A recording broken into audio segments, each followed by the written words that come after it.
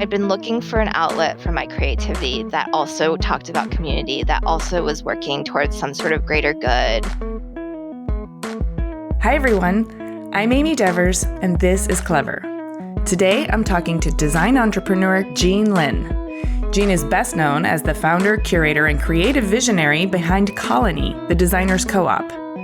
Colony is a community of independent furniture, lighting, textiles, and objects designers coming together on a New York City stage to celebrate American design with an international audience. And the roster includes designers such as Beck Britton, Meg Callahan, Allied Maker, Flat Vernacular, Studio Paolo Ferrari, Grain, Hiroko Takeda, and more. Prior to founding Colony, Jean trained as a fashion designer, earning her BFA from Parsons School of Design, and then gained professional experience in a number of roles as a designer, editor, trend forecaster, curator, and educator. She's also founded the fashion brand Dressed in Yellow, as well as the charitable design organization Reclaim NYC and Tribeca Design District. Before studying design, Jean actually started out in social services. And while her current professional work may appear very different on the surface, as you'll hear in our talk, everything she does is underscored by a very clear and direct mission to take care of community and build healthy and nurturing ecosystems for everyone to thrive. Here's Jean.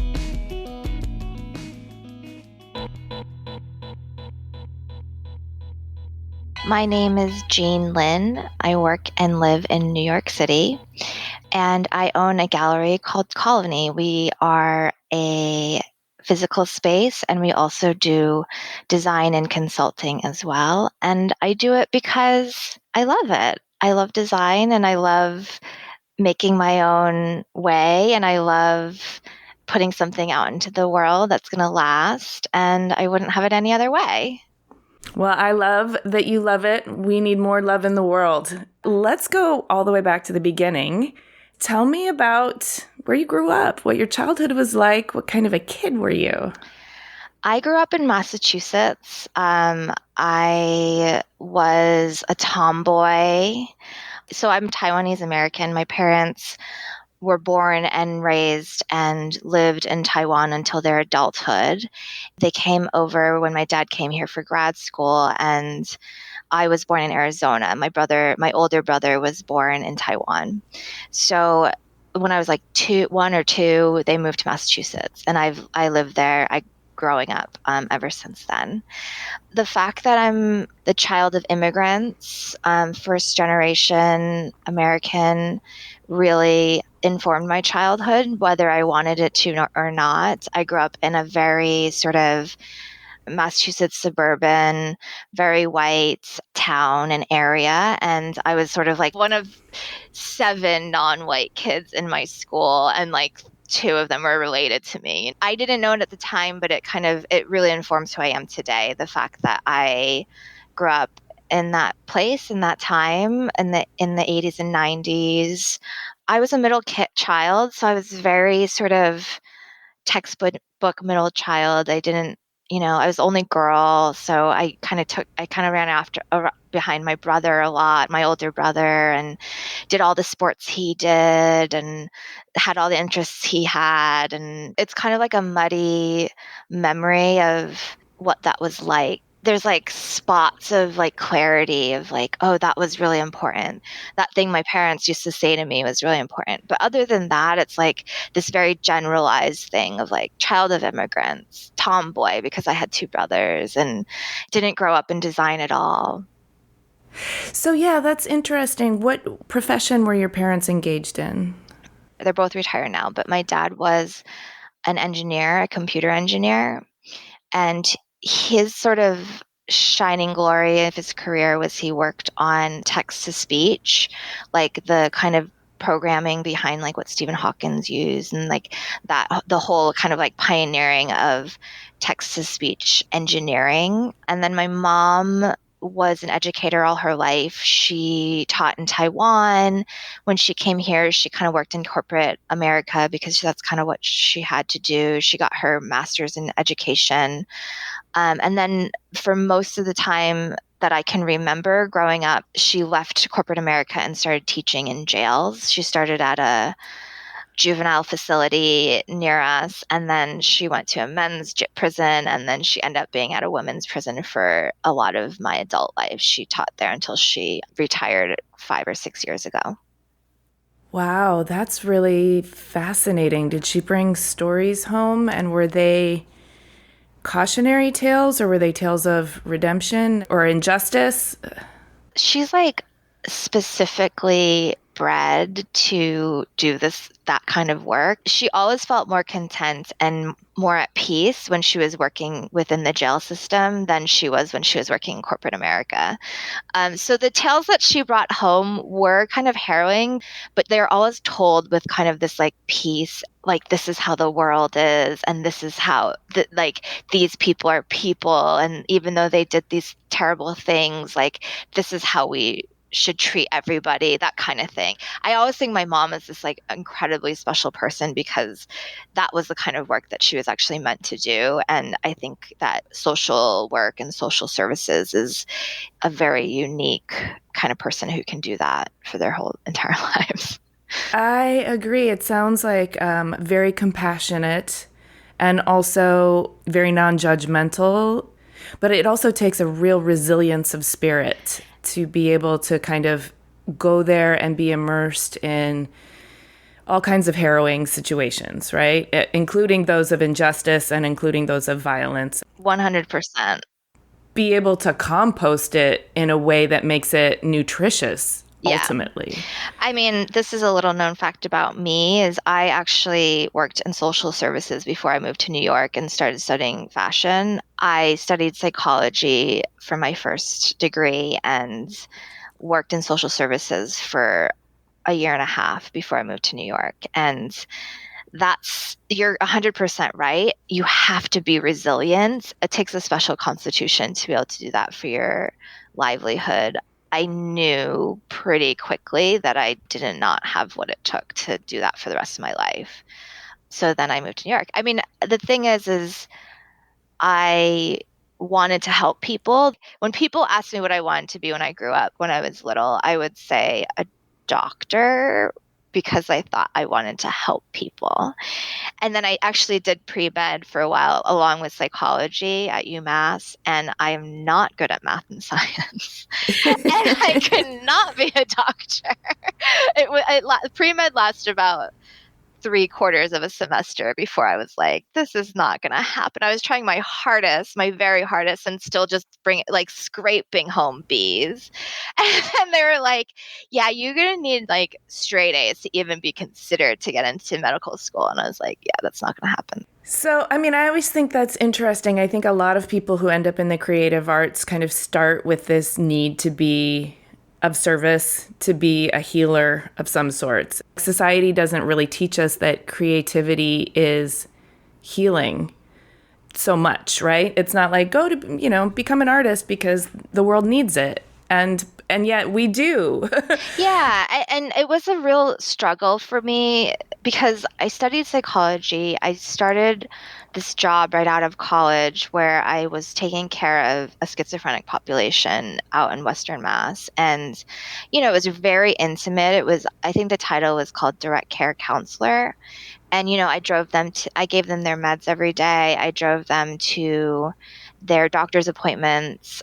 I would drive to New Hampshire because the cigarettes there were cheaper. And because I was in charge of their finances, they got a certain amount of money from the state because they're on disability. So they got a certain amount of money every month and they had to have their cigarettes. So I would drive to New Hampshire to get them their cigarettes in like truckfuls because we had several patients/clients. But yeah, I like struggled because I knew that I couldn't do that for the rest of my life.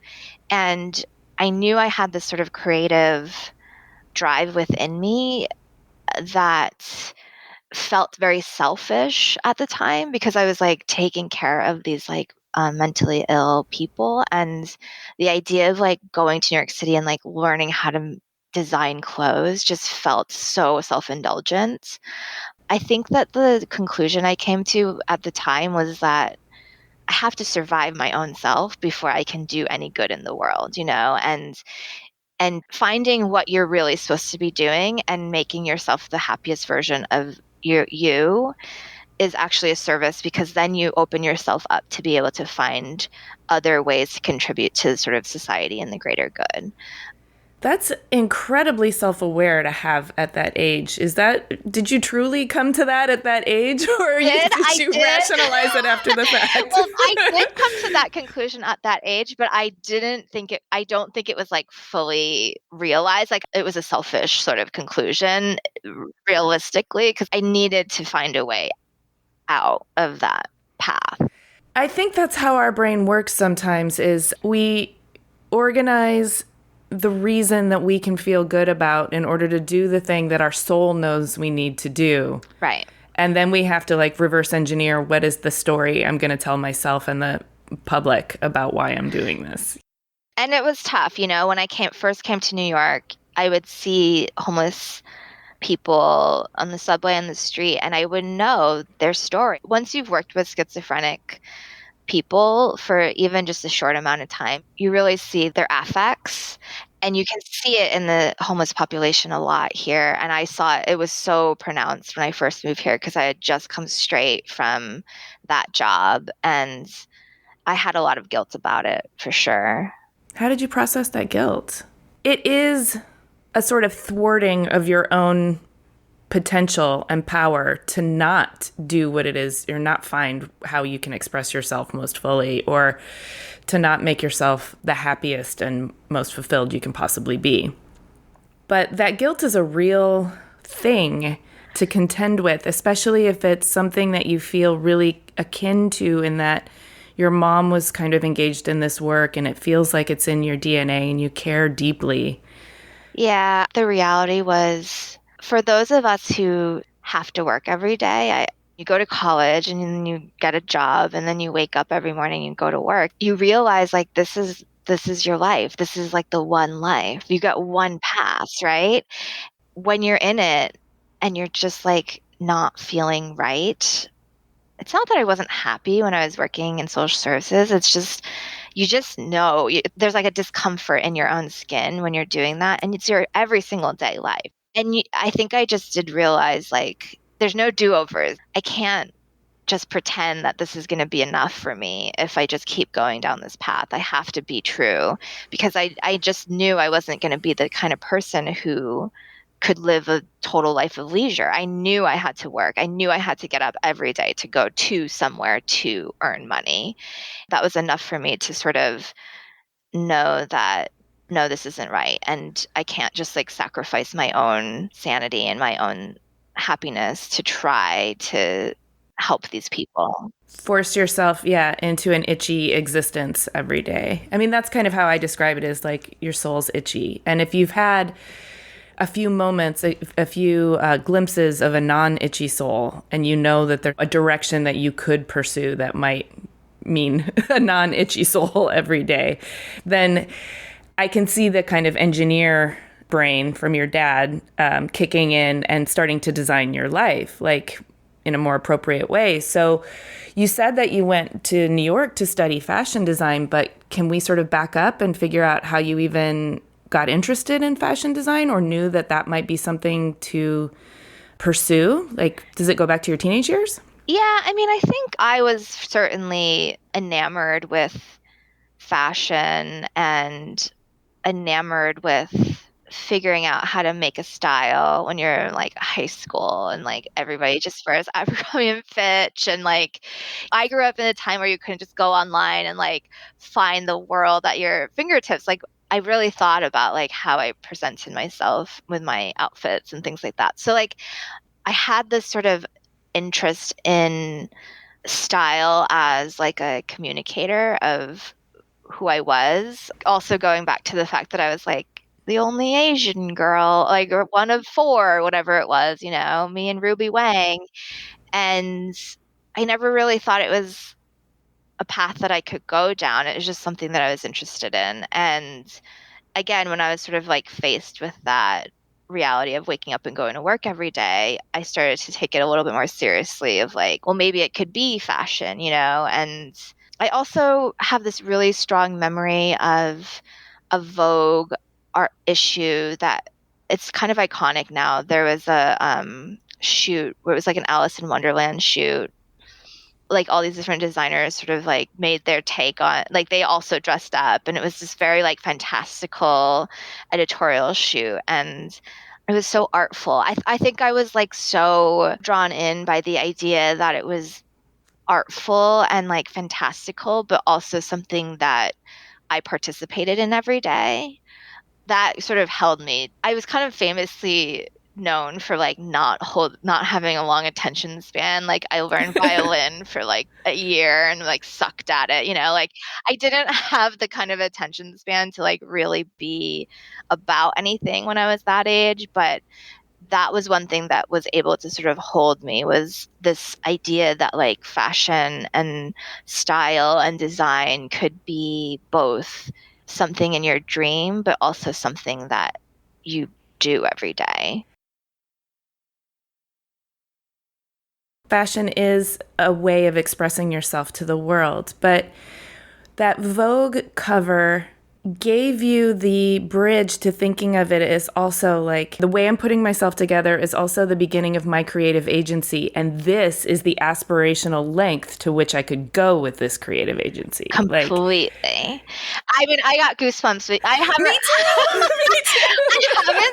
I actually haven't like thought of it in that way, but absolutely that Vogue editorial was so groundbreaking for me to see, because it was like, this is more than just clothes or looking pretty. Like I think there's like this big pitfall that people have around fashion, is that it's like a vain pursuit. But those kind of editorials that really like tapped into a sensory experience, even just in the pages of a magazine, man, those really stayed with me.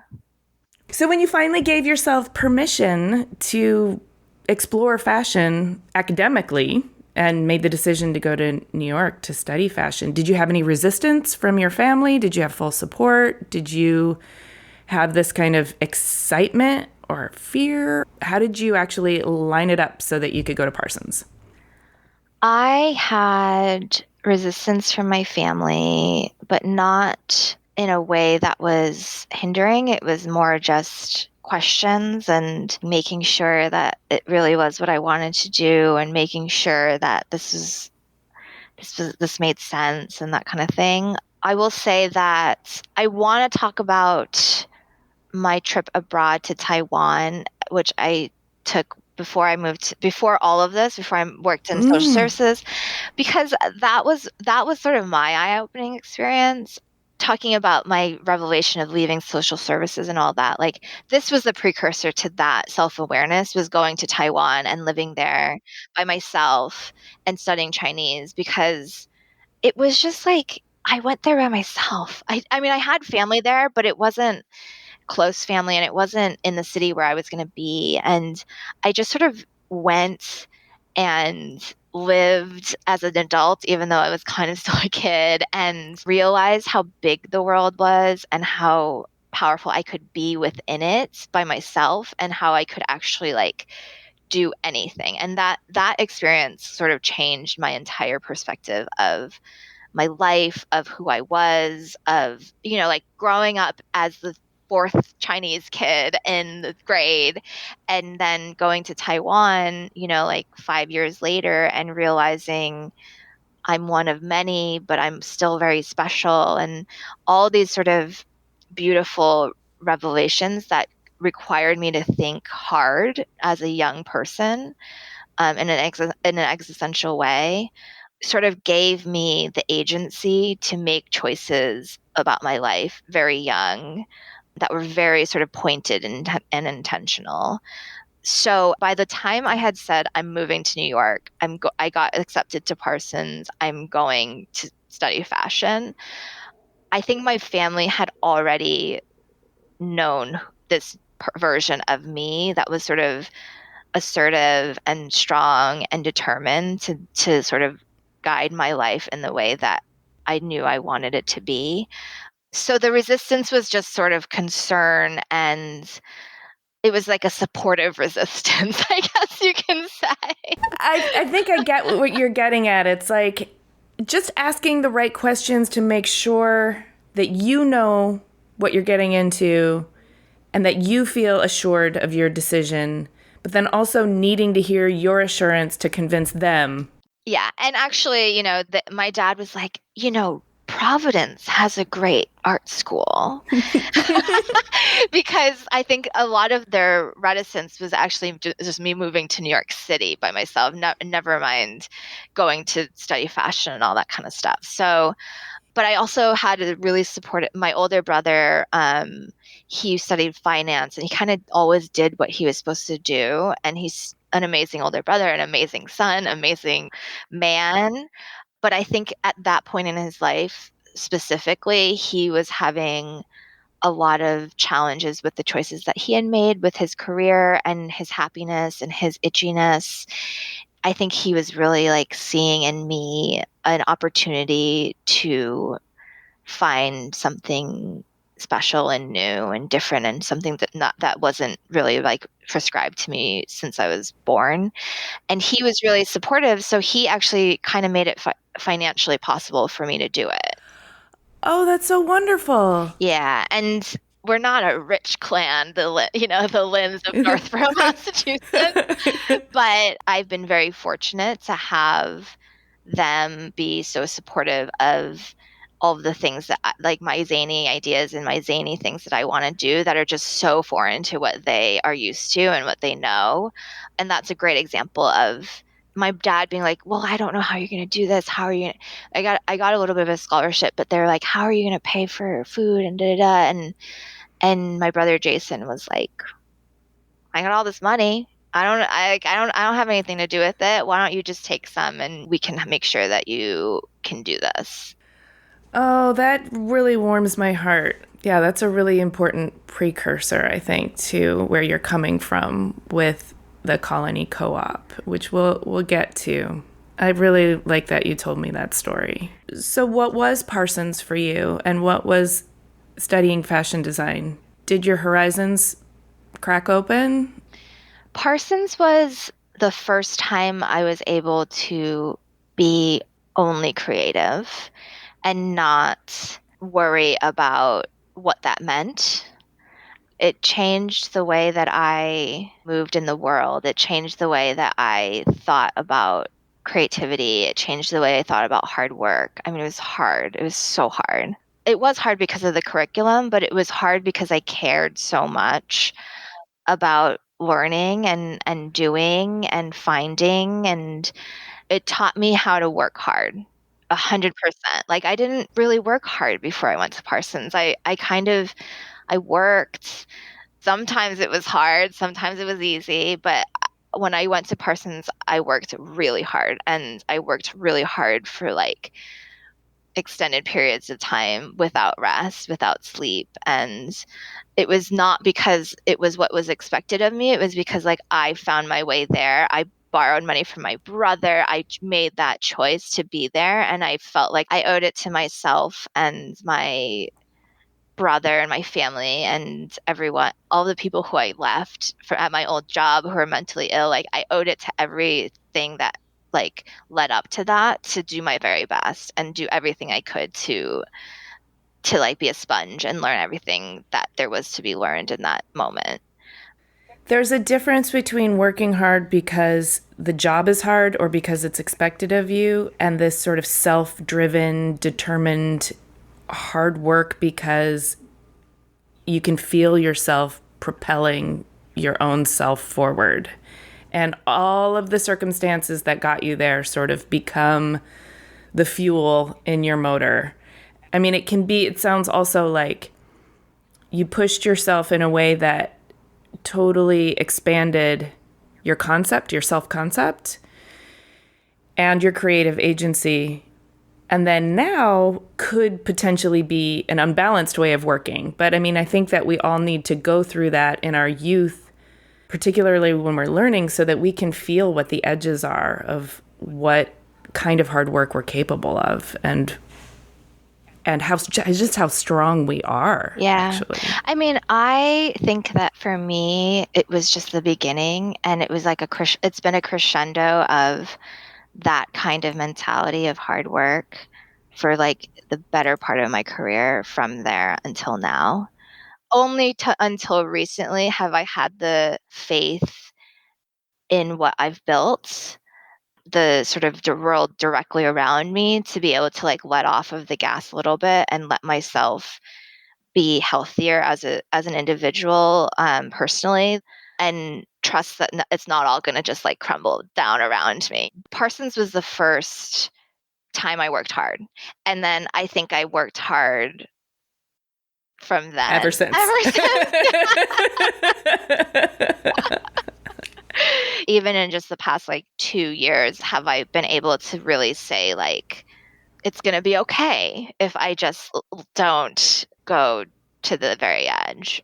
Yeah, that's an interesting precipice to get to because I think that there is this fear that it's all going to crumble if we don't keep working as hard as we always have. And yet there's this opposing fear that we're going to crumble if we keep working as hard as we have been. The way that I did it wasn't a fear that I was going to crumble. It was kind of this certainty and me just sort of like putting it off, trying to put it off as long as possible. I honestly think it was the pandemic. Like waking up and like getting out of bed and then like going to my computer at in my kitchen, like in on my dining table. Probably surprised me. I obsessively work out, all that stuff. So like I used to have this whole big routine and I would get up so early, and just like work, work, work, work, work, work, work. And the pandemic kind of forced me to like be like, oh, I can't do that. Like my commute is like 5 seconds. I think it's interesting the perspective shift. A lot of us got like a real wake up in terms of just how we were driving ourselves and our bodies and where we were spending our energy. Talk to me about your sort of early professional life before you founded Colony, because Colony is what you're doing now, in addition to the other things that you do. I look at this sort of early professional life as the stepping stones that got you into position to sort of launch yourself into this really important sole purpose that you're doing right now. Yeah, so I graduated from Parsons. I got offered a job immediately, design assistant with a celebrity fashion line. So I worked for JLo's like fashion brand in her first runway show. And now like I'm so like heady about fashion and design and style and like dreams and then like this like J-Lo, like this pop star comes and is like, here's a salary, here's health insurance, you can be a designer. It was like so against what I thought I was about, but I was like, I need a job, so I'm going to take it. You know what I mean? I got that job. I had been working interning, but also working for Prince Schooler before that, which is more of like a design label. But like I could have kept going there, but they weren't really paying me. And it was like, no, I need a job. So I'm just going to take this job with this kind of like icky brand. And I worked so hard. Of course, I worked so hard because that was my thing at that point. I was there until 2 a.m. They asked me to dye a cashmere sweater, a white cashmere sweater, red, but they only gave me like RIT dye and like the bathroom and some trash bags and stuff like that. So I worked really hard and the fashion show happened. So it was probably like 3 months, 4 months. And after the show, they let me go. And I didn't know. I was so green. I didn't know that that was a thing that people just like tell young designers that they can have a job and a steady income and insurance and all this stuff. And they really only needed bodies. Fully knowing it was temporary, that's kind of predatory. I don't know, but that's certainly how it felt. It was me and like several other people, young designers at that time, worked there, and then they just after the show, it was literally like a week after the show, everyone was cut loose, and I was devastated. I cried in the street. I didn't know what to do. I was like, what am I going to do now? I left this great internship. I left this great path that I really believed in to be like a more like sort of designer, and now my only like resume piece is like J-Lo. you know so that was really tough. I got another job. I got fired from that job too, like, so in fashion, my sort of life in fashion was about working hard and then getting let go because it was just like cutthroat. And that's the cycle of the fashion industry, right? I mean, particularly at that time. I don't know if it's still the same, but that's was my understanding of it as well. Get young bodies, use them, squeeze them up, and then cut your extras when you don't need them anymore. Yeah. And when I look back on it, that's when I realized I wanted to work for myself, period, full stop, because I am a hard worker. And if I'm going to stay up till 2 in the morning, it's going to be building something that I believe in and that I know won't fire me in 2 months, Yes. I realized that if I was ever lucky enough to be in a position to have employees or to be in a position to have manage people who are sort of working for me, I would treat them with dignity and respect. And as creatives, the creatives that they are, like when I was working, nobody asked me what my thoughts were. Nobody asked me what I did, in my free time, which I didn't have any. But like if I had any dreams, they were not on the table. And for me now, with my company and my employees and my designers and my students, like I feel like it's just such an important part of the way that I operate is finding space for the creativity of the people who are supporting my dream. What happened was I was like, I'm starting my own line. And I was like 20 nothing years old, like I was not in a place where I should have been doing that, but I just felt like so motivated to have my own company and be an entrepreneur and be my own boss. So I started my own line. It was called Dressed in Yellow. It was very sweet. I cared about it greatly. I worked very hard, but like all those things, they are very hard to start up. And honestly, I probably wasn't the best fashion designer. so, so I did that for a few years, but while I was doing that, I looked for another job that I could do and earn money because I wasn't earning any money when I was working on from Dressed in Yellow. So that was when I started writing. I got a job writing for this newsletter. It covered commercial interior design. It's called Office Insight, and I think it still exists. That was how I learned about the world of design, like I thought design was fashion. I didn't know that there was like a capital D design out there, and what part of my job was to like go to events. So I would like go to the openings at Moss in New York. Oh, really? Yeah. That's going to be like foundational experience. Yeah. And Yeah. I was like so young. I didn't know anybody. And I was just like this little twerp in the corner, like drinking my wine. But I was just so in awe of like everything that was going on around me. And I really kind of gravitated to those moments that I mean, look, commercial interiors, wonderful, right? But there's moments that are a little bit less exciting, and then there are moments that are kind of like transformational. Yeah. Well, and Moss would be one of those, the way that the curatorial agenda at Moss was one that celebrated the sort of artistic end of design with a capital D, but also the openings where it had a theatrical flair to them. So it would have been like the design version of your Vogue Exactly. editorial shoot. Yeah, I can see why that would be so exciting for Yeah, you. I mean, Moss is on a pedestal in my mind. Like it was like the pinnacle, and with Colony too. Like there's like a few reference points that I look back to and I think about and I work towards with what we're doing at Colony. And Moss is like probably number one. It's definitely top five. I started writing about commercial interiors. He sent me to Milan, my boss at the time. So that was another one. But I was like also interviewing the like principal of Perkins and Will and stuff like that and just like really understanding that the built environment has this impact on us beyond what I really understood at the time. So that was transformative. I held on to the Dressed in Yellow thing for quite some time, but I really started to feel this sort of like kinship and kindred, like draw to design with a capital D. And it was things like Moss, it was things like Milan Design Week. It was even things like companies like Steelcase and Vitra and Herman Miller and Knoll. Like they had these like amazingly rich histories, but also this like very human centered way about thinking about commerce and develop and product development and all this kind of stuff. So I was really, really drawn to it. And it really felt I was like learning a language that I spoke when I was a kid. It felt like I was coming home in a way, you know, like really finding my like stride there.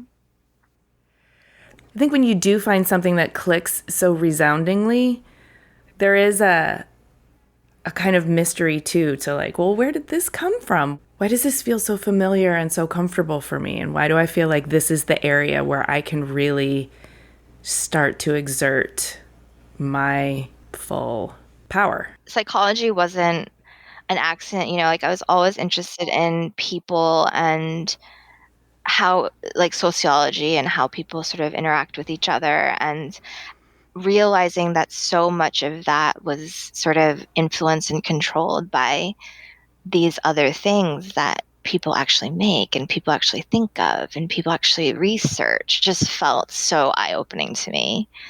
And then on top of that, you know, the idea that we can evoke emotion. The first time that I went to Milan, I was just like, what the hell is like, what my mind, like the saying your mind is blown is like an understatement for how I felt the first time I went to Milan. I cried when I was on the bus going to the airport. I was like crying because I could not believe what I had just experienced. It was because it was emotional. Like I felt it and I couldn't it hit me like a ton of bricks because I didn't know that that was possible. I didn't know that that's what was in store for me that week.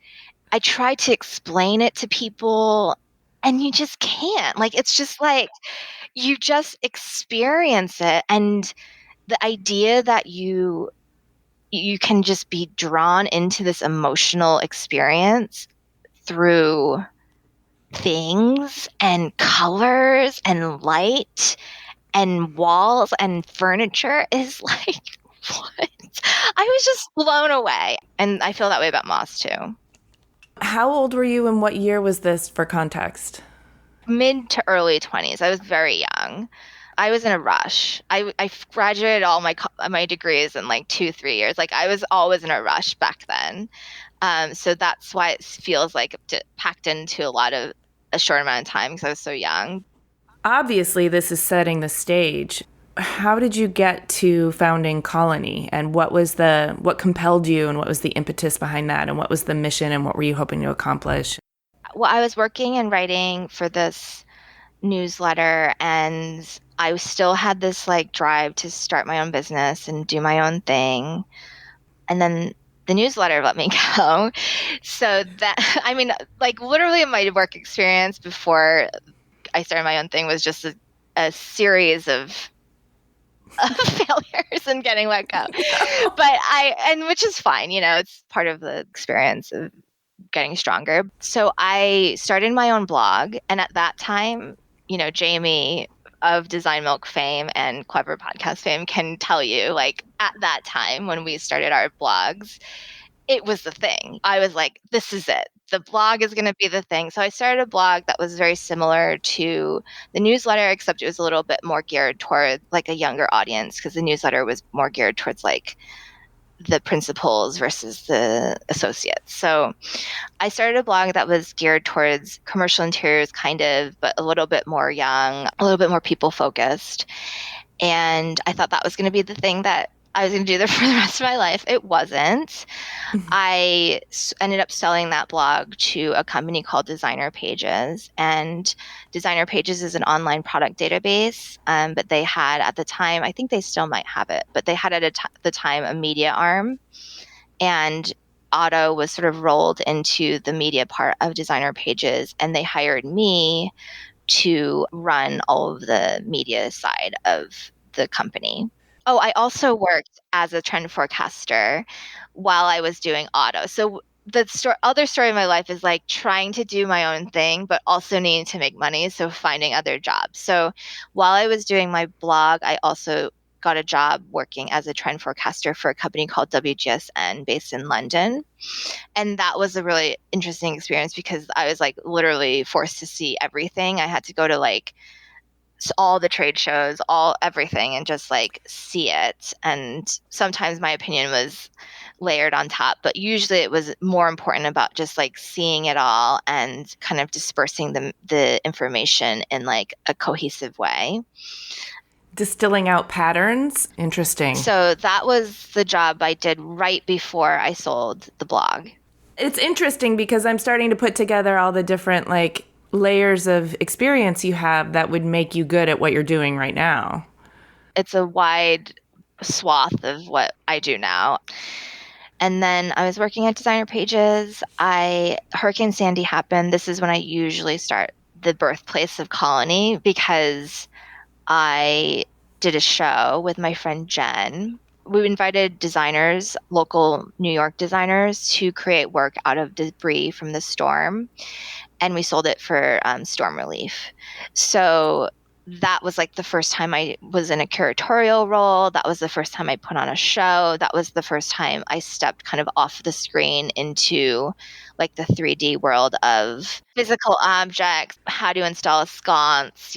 We did it. The first show was at Ling Rose in Soho. They very generously sort of let us sort of take over their space for 3 days, and it was really magical. And from that, I kind of just sort of like became friends with all of these independent designers in the area, in this community. Not only independent designers, but independent designers who would be the kind of independent designers who would also be willing to give up their time and energy and expertise to create work for a charitable cause. So there is a kind of coming together of for a group greater good at the genesis of all of this. Yes, exactly. And that first show felt like, this is it, right? This is the thing. This is what I've been sort of searching for from the time I like flipped through Vogue and all the way through like working with like in social services, all the way through the whole thing, right? I have goosebumps again. This does feel to me like all of Jean is coming to the party now. Yeah, exactly. Exactly. It was magic, and I didn't want to let that magic go. It is the first time I really intimately understood their businesses, but those independent studios better and what they actually had to do. But the reality also to that was I felt whole and I didn't want to let that go. And that's a huge part of the story that I don't really talk about because it was like I had been looking for this. I'd been looking for an outlet for my creativity that also talked about community, that also was working towards some sort of greater good. So I found it, but then it was over. But we did another one during Design Week the next May. And that also informed sort of like the importance of space, physical space, the price of physical space, the challenges that independent designers face with showing their work and the costs and everything around that. The idea of Colony came about between the first Reclaim NYC show and the second. And then it became more of a reality after the second one, and planning and the jumping off the deep end part happened after the second show. So let's give our listeners the overview of what Colony is and how it's different from, let's say, other sort of independent maker gallery situations. Yeah, so Colony is structured more along the lines of a cooperative. The traditional gallery works in a commission base, so they generally take 40 to 60% commission on every sale. For the independent designer or maker, that is a really tough proposition because everything costs more. Materials cost more when you're buying it locally. Like their time costs more because they're paying for shop space in New York City or an equivalent city. And it just sort of squeezes their margin into almost nothing. What happens is they end up chasing their sales. So even if one of these galleries can sell at volume and sell like a lot of their work, they're still not really making a lot of money because every sale they have to give up so much of it. The idea behind Colony is more like a co-op. So they pay a monthly fee, the designers that we represent, and then we're able to squeeze the commission down to a fraction of what it generally is. So the idea is that the designers that we represent are able to grow with their sales rather than chasing their margins. The idea is that they can hopefully use us as a tool to grow their business, almost like inside sales. And that's what it is. That's what it's been for 8 years. And there's a physical space that functions like, I would say more like a gallery than a showroom because it's very curated and it's an evolving experience of all of the things that you've grown attuned to in your life and expertise. So it's not only a place to discover independent makers, it's a place to keep returning, to kind of keep rediscovering. I would say maybe here's also where your trend forecasting comes in, because it does feel like a place where you can go to kind of tap into what's coming down the pike, what feels like very emergent, but not in a challenging way. And I mean that in the best possible way. I think because you work with independence and you're also so attuned to the world of design, your curatorial representation of what you're doing in the gallery is a really important way of sewing together different aspects of the independent maker ecosystem in a way that presents it in its full glory. Oh, thanks. Including like craftsmanship, but there's an ambiance, there's a tactility, there's a sensuality that comes together in Colony that really celebrates the individual maker as well as the whole movement. Wow, thank you. There's like this sort of practical side of what Colony is, which is the co-op and the support that we're offering the design community.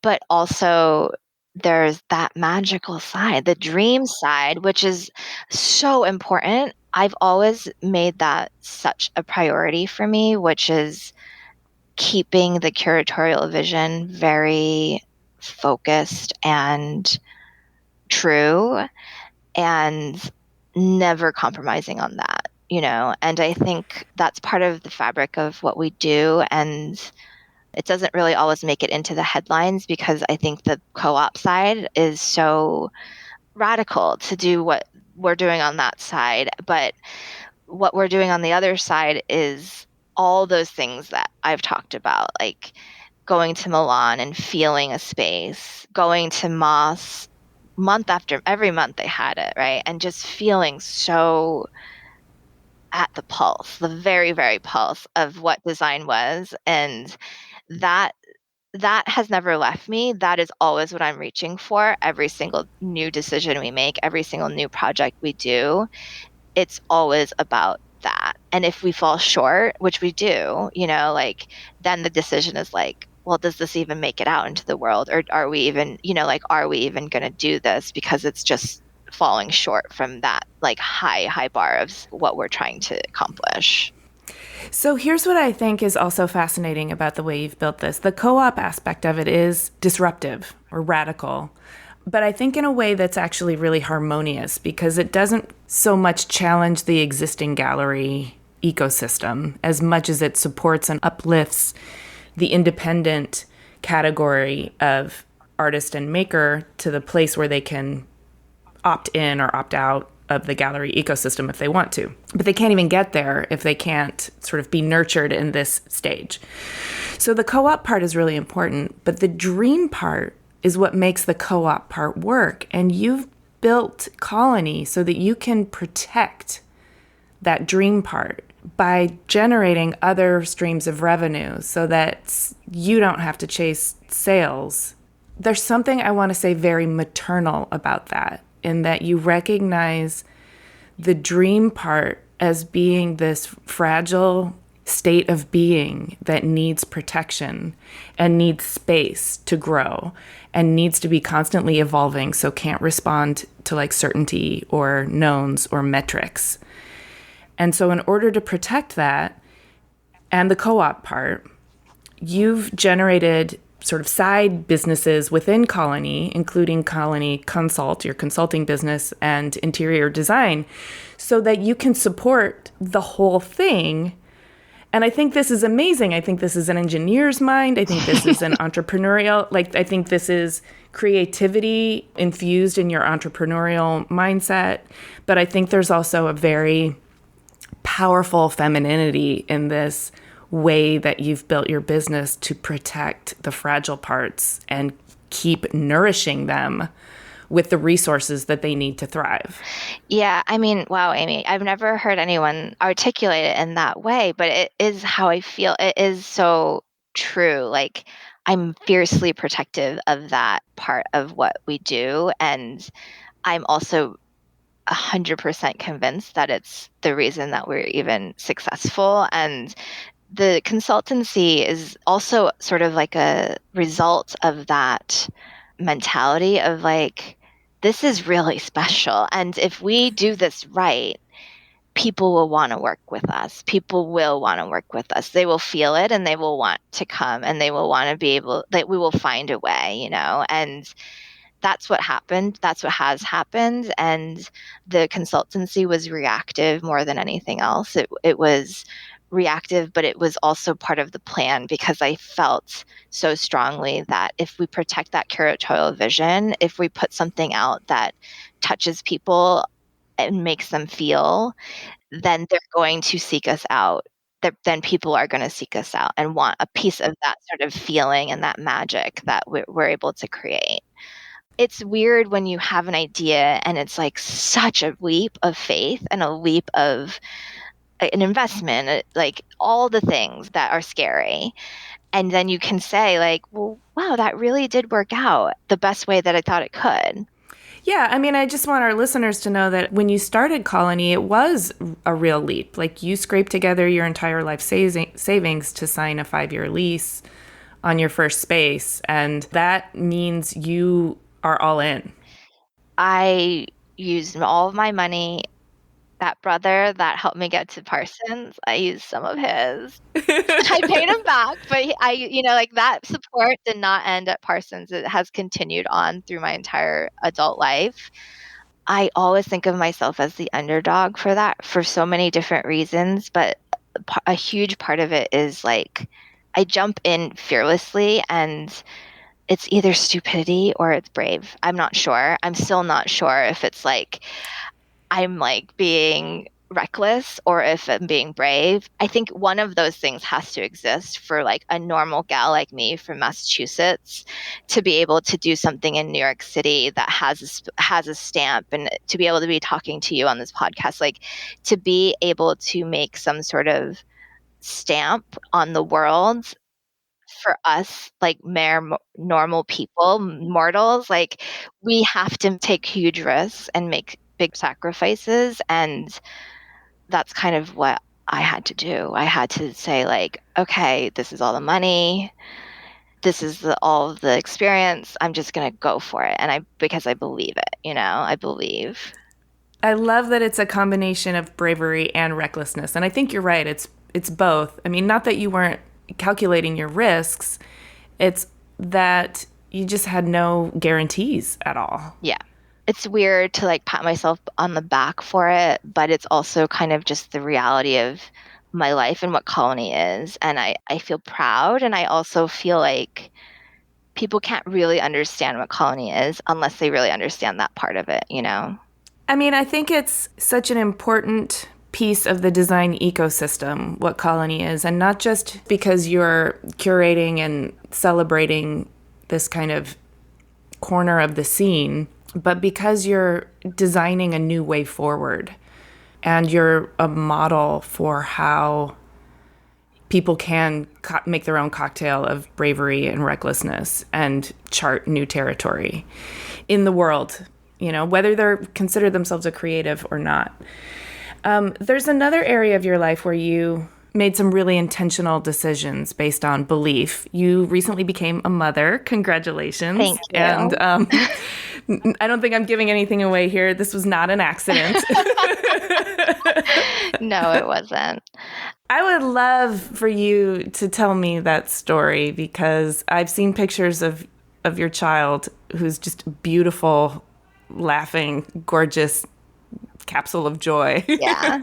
If you've made it this far in the podcast, you know that I work very hard. I'm very career driven. I've always have been since that moment I realized I had to wake up every day and go to work and make money. I think that that younger version of myself always assumed that I could have it all. Like I just assumed that it would all work out. I could have my own business and I could have a beautiful family. I could get married and all the things that you're supposed to want when you're just kind of starting out in adulthood. And as I kind of progressed through my career and, each step along the way, it felt like pushing a cart with no wheels up a mountain with no trail, like it felt hard and it felt like it took all of my life energy to make these things happen. And I started to realize when I was younger, like maybe a little older, not quite as young, but younger than I am now, that these things aren't just going to happen for me. And I'm going to have to make sacrifices. I'm going to have to make decisions. I'm going to have to be intentional about how this one pass at life goes for me. I always knew I wanted to have kids. I always knew I wanted children in my life story. I didn't always know what that would look like. I didn't know if I would find the right guy and get married. I didn't know if I would adopt. I didn't know what that would look like. I was very open to whatever it was, but I always kind of knew I wanted that as part of my life if I was so lucky to have that. But I was also really wanted to be a business owner and I really wanted to make my own stamp on like professionally too. So yeah, there was just like a lot of years where I chose not to get married. I've been so lucky to be in so many great relationships and have so many amazing people around me in my life. But for a long time, it was just sort of like my work and I need to do this because I got myself in this and I need to make this work. And what that takes is I always say it's like my entire life force has to go into making Colony work because I just signed over all of my money into this physical space that doesn't have a floor. And now there are these people that are also relying on it for their life force, but also you painted this incredibly accurate picture of pushing a cart with no wheels up a mountain with no trails. Like when you're halfway up the mountain, you kind of can't go back down, you can't go up, you have to just wait till you can get to a higher perch before you can even branch out and do anything else. So the motherhood thing just had to wait and relationships started, relationships ended, relationships started again. I became very empowered in the past few years to realize that it's not going to look the way that you read it in the fairy tales when you're little. I felt like I built a business, and that was the hardest thing I've ever done in my entire life. And if I can do that, I can do just about anything. So I decided to have a baby. And I didn't wait. I mean, I waited until pretty much the last possible minute, and I didn't know if it would be possible just physically at my age if I would be able to. But I just knew that if I didn't try I would be regretful, and I knew that I had kind of subconsciously been building my life for that very moment of being able to make that decision on my own, to my own accord, under my own sort of rules, and just doing it my way. So then I did it. I feel so lucky that I was, because I have so many friends that struggled with fertility and struggled with building their own families and getting pregnant and all that stuff. So I didn't know what I was getting into, but I just felt really lucky that I was able to. And I even had to sort of brace myself that I wasn't going to be able to, and what that would look like for me. And, I did come to a place where I was okay with that future as well, because I had a miscarriage, all this stuff. So being a woman is like the most magical thing and the hardest thing. And like, it's just this like thing that half of us have on as like a shared experience. That story, which includes like the miracle of life and the grief of death, all wrapped up into an intentional journey towards something that you believed in, but also had to be very, like, in a way, detached from in case it didn't happen. It is a really glorious and bittersweet and tough unfolding of creative power in your own like physical body's ability to create life. It's like accepting the fact that you can't control it all, but fighting like hell to just get the best version of what you think you want in your life and doing your best to make it happen, but accepting that you don't have full control. And it's the most beautiful thing that I've ever done.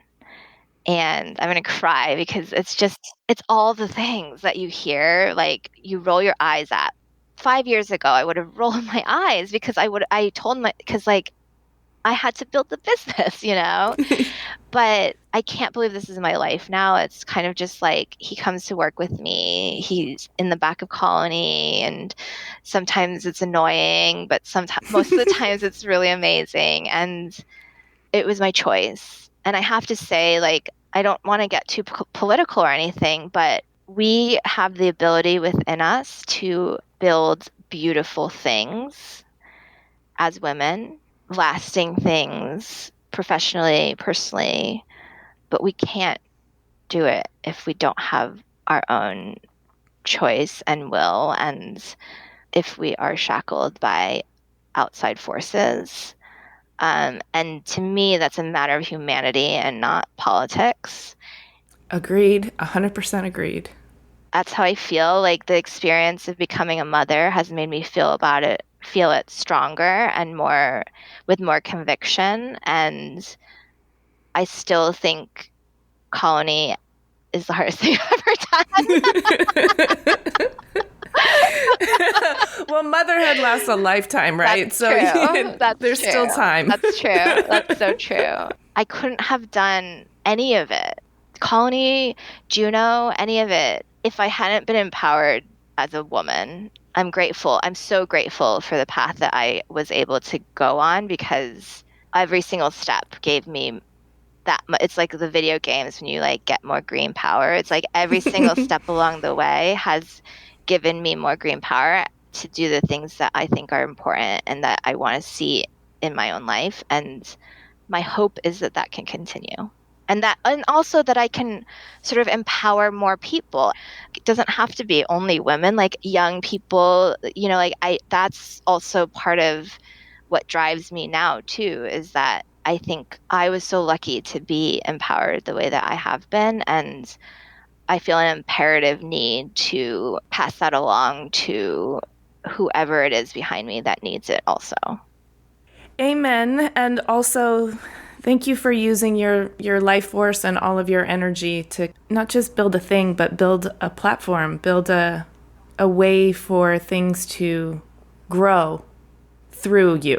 I think that's your way of using your life force to amplify the good that you're able to do in the world. Thanks, Amy. It's really inspiring. Thank you so much for sharing your story, Jean. Of course, thank you for having me. This has been great.